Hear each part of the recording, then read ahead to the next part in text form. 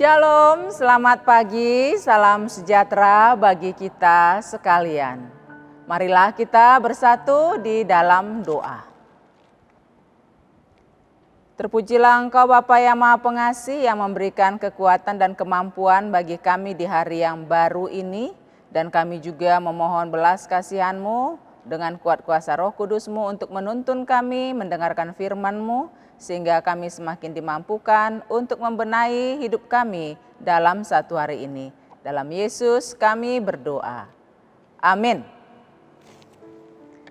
Saudara-saudari yang dikasihi Yesus Kristus, firman Tuhan menyapa kita pada hari ini tertulis dalam kitab Yunus pasal 3 ayat yang ke-10. Demikian bunyinya.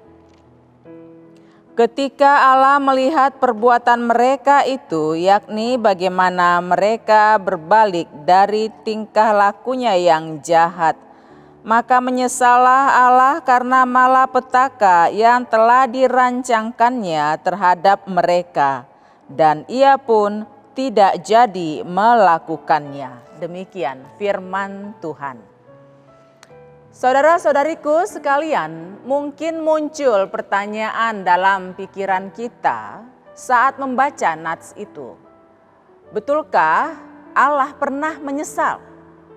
Bukankah penyesalan itu ditimbulkan karena keterbatasan dan kesalahan yang dimiliki manusia atas sesuatu?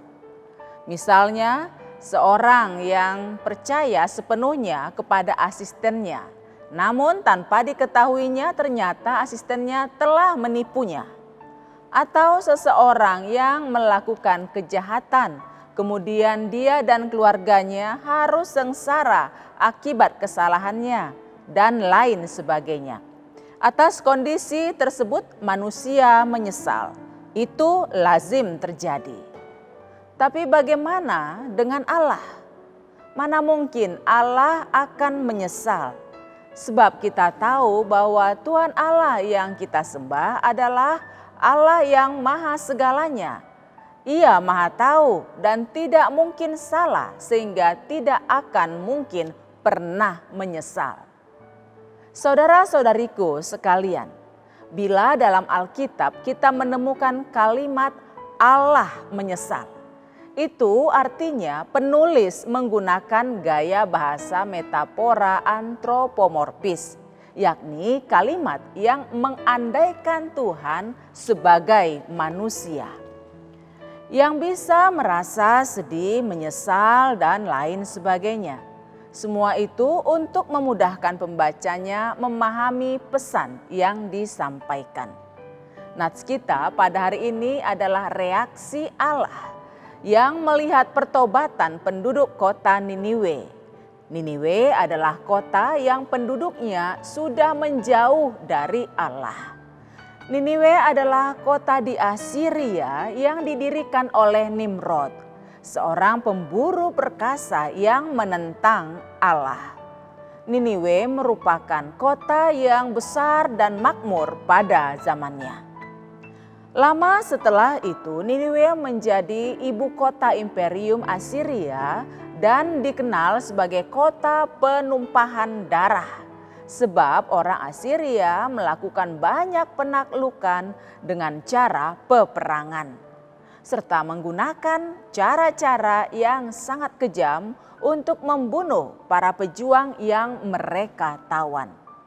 Tidak diragukan lagi kekayaan kota itu sebagian besar diperoleh dari hasil peperangan. Ilah mereka adalah Istar, yakni Dewi Cinta dan Dewi Perang. Ini adalah dewi yang paling ditakuti penduduk kota Niniwe. Kepada bangsa itu Allah mengutus Yunus untuk memberitakan pertobatan. Setelah sempat menolak dan dihukum Tuhan selama 3 hari di perut ikan, akhirnya Yunus bersedia untuk pergi ke kota Niniwe. Kepada penduduk kota itu, Yunus memberitakan ancaman hukuman Tuhan sudah dekat. Dan apabila mereka bertobat, maka hukuman itu tidak terlaksana. Ternyata reaksi penduduk itu luar biasa. Mereka bertobat dan meminta ampun dosa. Akhirnya Allah tidak melaksanakan hukumannya terhadap kota itu.